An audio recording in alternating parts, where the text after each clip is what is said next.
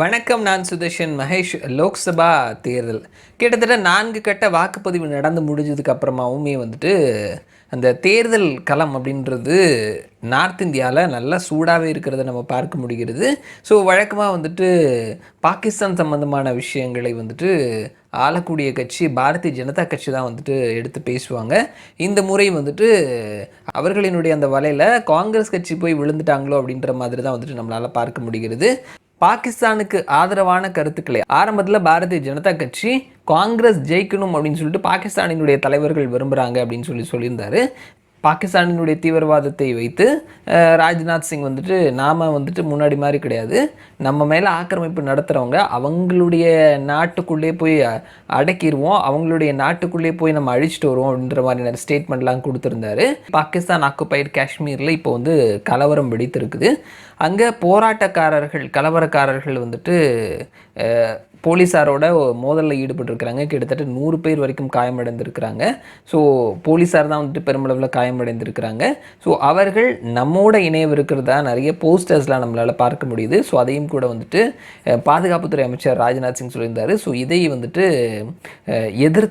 இதை எதிர்த்து பாகிஸ்தானுக்கு ஆதரவு தெரிவிக்கக்கூடிய விதமாக ஜம்மு காஷ்மீரினுடைய தேசிய மாநாட்டு கட்சியினுடைய தலைவர் ஃபதுல்லா பாகிஸ்தானில் இருக்கக்கூடிய தலைவர்கள் என்ன கையில் வளையல் போட்டிருக்கிறாங்களா, அவங்கக்கிட்ட அணு ஆயுதம் இருக்குது, தூக்கி வீசிடுவாங்க அப்படின்னு சொல்லிட்டு அவங்கெல்லாம் யார் தெரியுமா அப்படின்னு சொல்லிட்டு அவர்களுக்கு பில்டப் கொடுக்குற மாதிரியான ஸ்டேட்மெண்ட் கொடுத்துருந்தாங்க.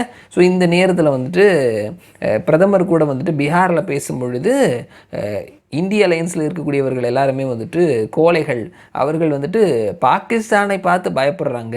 இந்திய அலையன்ஸில் இருக்கக்கூடிய ஒரு தலைவர் சொல்கிறாரு, பாகிஸ்தானில் இருக்கிறவங்க வளையல் போட்டிருப்பாங்களா, அவங்க கையில் அணு ஆயுதம் இருக்குதுன்னு சொல்லிட்டு அவருக்கு பயமாக இருக்குது போல். நான் சொல்கிறேன், அவங்கக்கிட்ட வளையல் வாங்குறதுக்கு கூட காசு இல்லை, அங்கே நிலைமை அப்படி தான் இருக்குது. அங்கே கோதுமை மாவு கிடையாது, அந்த நாட்டில் சாப்பிட்றதுக்கு கூட ஒன்றுமே கிடையாது, அது எனக்கு தெரியும். இவங்க அங்கே இருந்துக்கிட்டு அந்த நாட்டுக்கு பில்டப் கொடுத்துட்ருக்குறாங்க. ஸோ அவங்க கோழைகள் அப்படின்ற மாதிரியான ஒரு ஸ்டேட்மெண்ட்டை கொடுத்துருக்கிறாரு. ஆனால் இந்த கோழைகள் பாகிஸ்தானுக்கு சப்போர்ட் பண்ணுறாங்க, சர்ஜிக்கல் ஸ்ட்ரைக்கை சந்தேகப்படுறாங்க. இப்படி தான் இருக்குது இவங்களுடைய தேசப்பற்று. இவங்க இப்படி இருக்கிறாங்க அப்படின்னா இங்கே இருக்கக்கூடிய இடதுசாரிகள் இருக்கிறாங்க இல்லையா, அவங்க நம்மளுடைய அணு ஆயுதங்கள் தகர்க்கப்படணும்னு நினைக்கிறாங்க.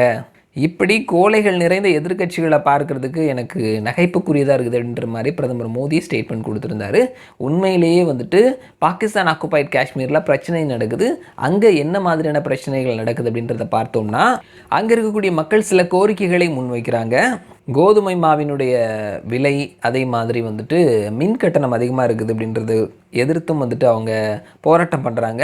சென்சோ பிரையான் அப்படின்னு சொல்லக்கூடிய பகுதியில் காவல்துறைக்கும் போராட்டக்காரர்களுக்கும் நடந்த சண்டையில் கிட்டத்தட்ட காவல்துறையினர் 19 பேர் காயமடைந்திருக்கிறாங்க. ரெஹான் அப்படின்ற பகுதியில் நடந்த மோதலில் காவல்துறையினர் 59 பேர் காயமடைந்திருக்கிறாங்க. மொத்தமாக 78 போலீஸார் காயமடைந்திருக்கிறாங்க. அதே மாதிரி டோலியா ஜட்டான் அப்படின்னு சொல்லக்கூடிய பகுதியில் காவல்துறை அதிகாரிகள் சிலர் காயமடைந்திருக்கிறாங்க.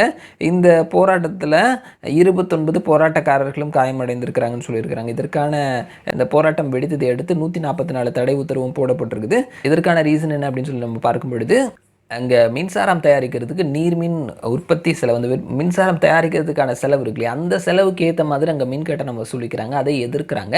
அதே மாதிரி கோதுமையினுடைய விலை, அதனுடைய சப்ளை, அதற்கும் எதிர்ப்பு தெரிவிக்கிறாங்க. வசதி படைத்தவர்களுக்கான சில சலுகைகள் கொடுக்குறாங்க, அதற்கும் எதிர்ப்பு தெரிவிக்கிறாங்க. இதெல்லாம் நீக்கணும் அப்படின்னு சொல்கிறாங்க. இதை எதிர்த்து JAAC ஜம்மு காஷ்மீர் கூட்டு அவாமி நடவடிக்கை குழு, இந்த அமைப்பு தான் போராட்டம் பண்ணுறாங்க.